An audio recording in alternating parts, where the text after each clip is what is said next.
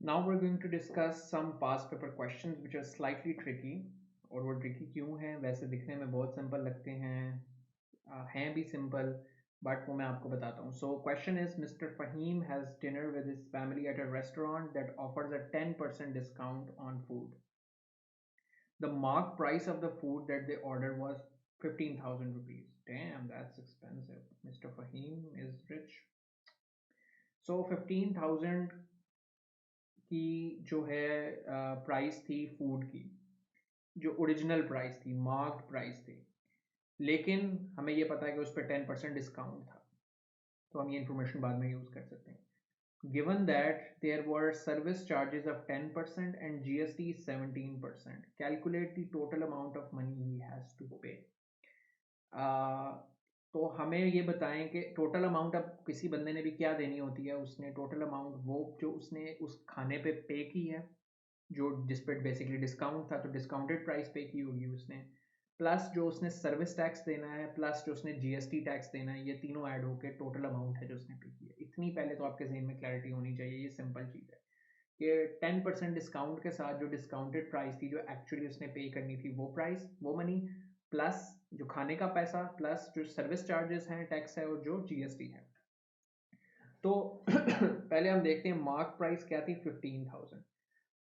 Mark price 15,000 थी. तो price after discount कितनी होगी? अगर हम उस पर 10% का डिस्काउंट था, तो 10% का डिस्काउंट होता है 10/100 मल्टीप्लाई बाय जो प्राइस थी 15,000. तो अगर वेरी सिंपली देखें तो ये क्या हो जाएगा आपका 1500. ठीक है, तो ये 1500 बनता है. तो 15,000 में से 1500 माइनस करेंगे जो डिस्काउंट है, तो वो आपका 13,500 का आपका डिस्काउंट बन जाएगा. ठीक है. So this bit we know. जब भी किसी चीज़ पे डिस्काउंट होता है तो उसकी ओरिजिनल वैल्यू में से उसका उतने परसेंट मल्टीप्लाई बाय ओरिजिनल को माइनस कर दें, तो हमारे पास डिस्काउंटेड टोटल जो डिस्काउंट के बाद प्राइस बनती है वो आ जाती है. तो ये हमारे पास पहली प्राइस आ गई जो उसने पे करनी है. दूसरा, उसने क्या करना है? सर्विस चार्जेस पे करने हैं. अब सर्विस चार्जेस जो होते हैं या सर्विस टैक्स जो होता है, वो हमेशा उस प्राइस पे होता है जो आप पे कर रहे हैं, whatever you are paying. ठीक है. अब आप 15,000 नहीं पे कर रहे, तो जो आपके सर्विस चार्जेस हैं वो 15,000 पे नहीं लगेंगे, वो 13,500 पे लगेंगे. तो सर्विस चार्जेस 10% हैं, तो 0.1 इंटू 13,500, यहाँ इसको भी 10/100 मल्टीप्लाई बाय 13,500.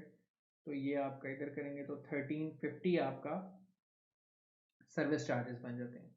फिर जीएसटी की पेमेंट. अब ये this is it is tricky and I can't give you the clear answer, but मैं आपको दोनों रीजन, दोनों चीज़ें बता देता हूँ इस सवाल के रिलेटेड पर्टिकुलरली. कि जो हमारे मुल्क का जो कानून है, उसके अंदर जो मैंने जो पढ़ा या डिफरेंट लोगों से कंसल्ट किया, उसमें ये पॉसिबिलिटी है, या ये बेसिकली जो रूल है वो ये है कि जीएसटी एक्चुअल अमाउंट पेड जो डिस्काउंट के साथ है, अनलेस वो और अगर वो डिस्काउंट मार्केट के यूजुअल बिजनेस प्रैक्टिस के साथ फॉल करता है, तो उस डिस्काउंटेड प्राइस पे जीएसटी लगता है, ओरिजिनल प्राइस पे जीएसटी नहीं लगता. लेकिन हमारे यहाँ प्रैक्टिकली एक्चुअल ज़्यादातर प्रैक्टिस ये है कि आप कहीं भी रेस्टोरेंट में किसी जगह पर खाना खाने जाते हैं, तो वो आपको ओरिजिनल प्राइस पर जीएसटी देते हैं. जिसकी एक पॉसिबिलिटी ये ज़रूर हो सकती है कि ये लोग जो बैलेंस है, जो रिमेनिंग है, क्योंकि उन्होंने तो आगे वो डिस्काउंटेड प्राइस वाला रिपोर्ट करते हो, एफबीआर में जमा जो जीएसटी है वो डिस्काउंटेड प्राइस के ऊपर जमा करते हो, लेकिन उन्होंने जीएसटी चार्ज ओरिजिनल प्राइस पे किया हो, तो जो एक्स्ट्रा पैसे उन्होंने कस्टमर से लिए हैं वो उनकी जेब में जाते होंगे. ये पॉसिबिलिटी एग्जिस्ट करती है एक. बट एक्चुअल प्रैक्टिस में अमूमी तौर पे जीएसटी एक्चुअल ओरिजिनल प्राइस पे लगता है, डिस्काउंटेड प्राइस पे नहीं लगता. तो आप जब पे करते हो तो आप उस चीज़ का जो डिस्काउंटेड प्राइस है वो पे करते हो, प्लस द जीएसटी चार्ज, जो जीएसटी रेट है, वो ओरिजिनल प्राइस की जो परसेंटेज बनती है उस पर पे करते हो. बट जो लॉ है वो प्रिडोमिनेंटली ये कहता है कि आप डिस्काउंटेड प्राइस के ऊपर जीएसटी लगाएं.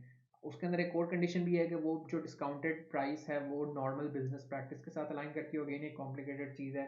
तो इसीलिए ये दोनों पॉसिबिलिटीज़ ये एग्जिस्ट करती हैं कि जीएसटी ओरिजिनल प्राइस पे लगे या डिस्काउंटेड पे लगे। इस वजह से I can't even tell you for sure कि ये जो डिस्काउंटेड GST है 17% का, ये ओरिजिनल पे लगाना चाहिए आपको या डिस्काउंटेड पे लगाना चाहिए।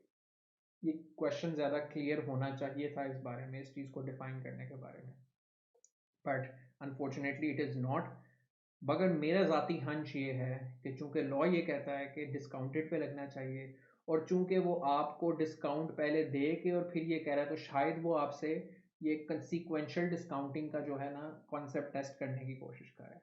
तो इसीलिए मैंने इसके अंदर डिस्काउंटेड प्राइस के ऊपर GST लगाया है, but I am again not sure and I don't think anybody can be sure because we have absolutely no way of finding it out. If anyone is saying and telling you कि भाई मुझे guarantee पता है कि इसमें ये तरीका ठीक था, तो आपसे गलत बयानी कर रहे हैं, क्योंकि उसकी रीजंस मैंने आपको बता दिए हैं कि ये दो प्रैक्टिसेस या दो लॉजिक्स बन सकती हैं दोनों।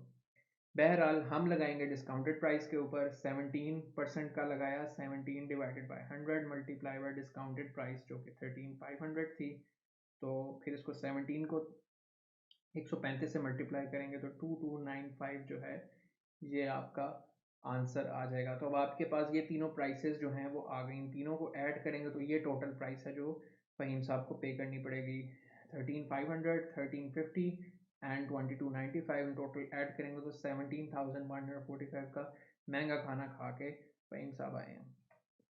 Second question is the income, ये 2022 का सवाल है।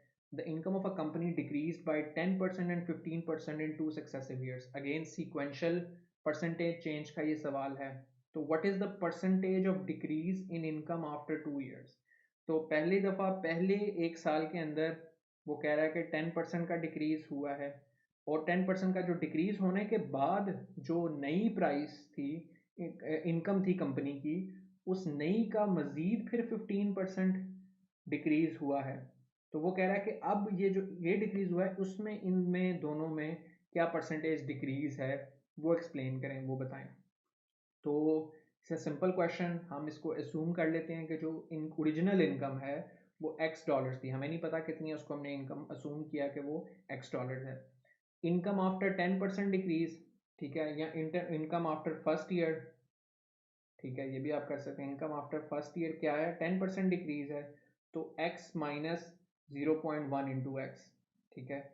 हमने जिस तरह पहले देखा था कि original minus 10% of the original, तो x माइनस 0.1x करेंगे तो 0.9x बचता है। इसी तरह इनकम आफ्टर 15% डिक्रीज, अब ओरिजिनल पे नहीं लगेगा, अब दूसरी वाली पे लगेगा। 10% डिक्रीज के बाद 0.9x बचा था, इस 0.9x का भी 15% डिक्रीज हुआ है, तो 0.9x माइनस 0.15 माइनस 0.9x, ठीक है। ये 15% के लिए को निकालने के लिए, और ये जिसके ऊपर आप निकाल रहे हैं, तो 0.9x माइनस 0.135x आपका बनता है इक्वल्स टू 0.765x आपका बनता है, ठीक है। इसको आप अगर पॉइंट्स को निकालना चाहते हैं तो आप इसको वो भी सिंप्लीफाई भी कर सकते हैं कि 9/10 कर लें माइनस आपका, बट वो फिर आपका कॉम्प्लिकेटेड हो जाएगी आई बिलीव, जो आपके डिनोमिनेटर्स हैं। सो यू कुड अदरवाइज वरना very well do it like 15/100 multiply by 9/10, so that would be 1000। फिर आपको यहाँ पे 9000 करना पड़ेगा टू डू इट, 1000 नीचे भी, and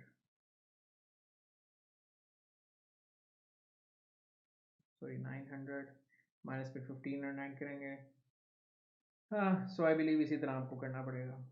you can do it like that as well, but 0.9 minus 0.135 0.765, या आप सिंपली वैसे भी देख सकते हैं कि जब आप 9 में से 0.9 में से 0.135 माइनस करें तो आ जाएगा। तो फाइनल इनकम आपकी क्या बन रही है, 0.765x। 0.765x का मतलब परसेंटेज की शक्ल में क्या, अगर हम वो करें, दो डिजिट्स उधर जाते हैं, दो डेसिमल्स, तो 76.5% ऑफ x, यानी ओरिजिनल इनकम का 76.5% जो है वो रह गया है अब। तो 2 सालों के बाद ओरिजिनल इनकम का 76.5% जो है वो बचता है। उसको आप वैसे भी आप लॉजिकली भी सोचें तो कि अगर 76.5% बचा है तो परसेंटेज डिक्रीज जो है वो 23.5% हुआ है, बट आप वो फार्मूला यूज़ करते हुए फॉर्मल तरीके से करें, original minus nu divided by original. तो ओरिजिनल क्या था x माइनस न्यू क्या बचा है, फाइनल आपका 0.765x, और ओरिजिनल क्या था x मल्टीप्लाइड बाय 100 परसेंटेज के लिए, तो ये बचेगा 0.23, सॉरी पॉइंट नहीं आएगा यहाँ पे, 0.235x divide by x, x से कैंसिल, मल्टीप्लाई बाय 100, तो ये 100 से जब मल्टीप्लाई करेंगे तो 23.5% is the percentage decrease after 2 years. Therefore, the final income was 23.5% below the original price. That is to say, the percentage change was 23.5% decrease in income after 2 years. मैं उम्मीद करता हूं कि आपने इस लेक्चर को एंजॉय किया होगा। कंप्लीट लेक्चर नियर पियर की ऐप जो प्ले स्टोर से या ऐप स्टोर से आप डाउनलोड कर सकते हैं, या फिर वेबसाइट www.nearpeer.org के ऊपर आप देख सकते हैं। YouTube के ऊपर सारे के सारे लेक्चर जो है वो स्कैटर्ड होते हैं, कोई कहां पढ़ा है कोई कहां पढ़ा है, तो एक फ्लो नहीं बन पाता पढ़ाई का। लेकिन वेबसाइट के ऊपर ऐसा हरगिज़ नहीं है। तमाम के तमाम लेक्चर टीचर्स ने एक फ्लो के साथ एक ऑर्गेनाइज स्ट्रक्चर के अंदर डाले हुए हैं, और ना सिर्फ लेक्चर्स हैं बल्कि साथ में क्विजेस भी हैं, टेस्ट बैंक भी है, स्केड्यूल भी है प्रॉपर, जिसको आप फॉलो करके अपनी तैयारी को ऑप्टिमाइज कर सकते हैं। एआई बॉट है जिससे आप कोई भी सवाल करें तो 30 सेकंड के अंदर अंदर आपको जवाब मिल जाता है। 24/7 टीचर का एक्सेस है, लाइव सेशंस का पूरा स्केड्यूल है, तमाम वो चीजें जो आपकी तैयारी को पक्की बनाने में आपकी हेल्प कर सकता है। अगर आपका कोई भी सवाल, कोई भी क्वेरी, कोई भी कंफ्यूजन है तो feel free to drop us a WhatsApp on the given number. हमारे काउंसलर्स हर वक्त इंतजार में बैठे होते हैं कि वो किस तरह से आपकी बेहतरीन तरीके से मदद कर सकते हैं। All the best.